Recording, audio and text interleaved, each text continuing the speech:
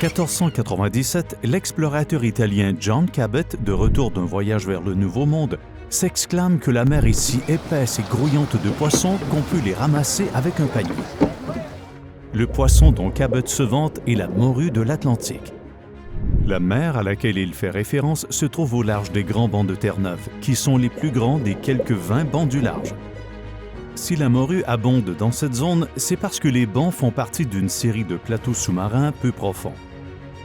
Les plateaux ont une profondeur de 30 à 180 mètres et s'étendent sur près de 320 km à partir de la côte, avant de chuter à 1800 mètres ou plus. Le courant glacial du Labrador, les eaux chaudes du Gulf Stream et le courant d'eau douce du Saint-Laurent s'entrechoquent au-dessus des bancs, ce qui crée des conditions idéales pour la nourriture préférée de la morue, le phytoplancton. Vu la demande insatiable de l'Europe pour ce poisson, le littoral oriental de l'Amérique du Nord s'anime pendant la ruée vers la morue. Pendant des siècles, il approvisionne les marchés européens en milliers de tonnes de morue salée chaque année. En 1921, année du lancement du Blue Nose, la pêche au large des côtes passe lentement de la voile au diesel. Pourtant, même si le Blue Nose est une goélette de pêche conçue pour la course, c'est en pêchant du poisson que son capitaine, Angus J. Walters, et son équipage gagnent leur vie. Tous les pêcheurs se partagent les bénéfices de leur prise.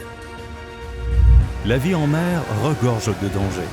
Le succès dépend de la vigilance, de la chance et d'un travail sans relâche dans certaines des pires conditions imaginables. Une fois au banc, l'équipage du Blue Nose appâte ses milliers d'hameçons et prépare ses doris de 4,5 mètres aux premières heures du matin, avant le lever du soleil. Le doris, avec son fond plat, est la solution la plus fiable pour la pêche sur les grands bancs. Il peut contenir plus de 2 tonnes de morue ou de flétan, en plus d'offrir un excellent état de navigabilité, qu'il soit vide ou rempli. Le Blue Nose est équipé de 8 doris pour 2. Les pêcheurs doivent fournir leur propre équipement, qui comprend un jeu complet de ciré et leur propre paire de rames de 3 mètres. Les doris sont soit jetés à l'eau en cours de navigation et attachés en rang derrière la poupe pour être relâchés plus tard, soit mis à l'eau lorsque le Blue Nose est au mouillage, puis déployés dans toutes les directions pour couvrir 20 km² de mer en un seul passage.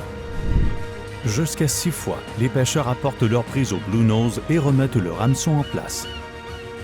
Les pêcheurs passent la nuit à couper, à trancher et à sceller le poisson avant de pouvoir s'octroyer 1 heure ou 2 de sommeil.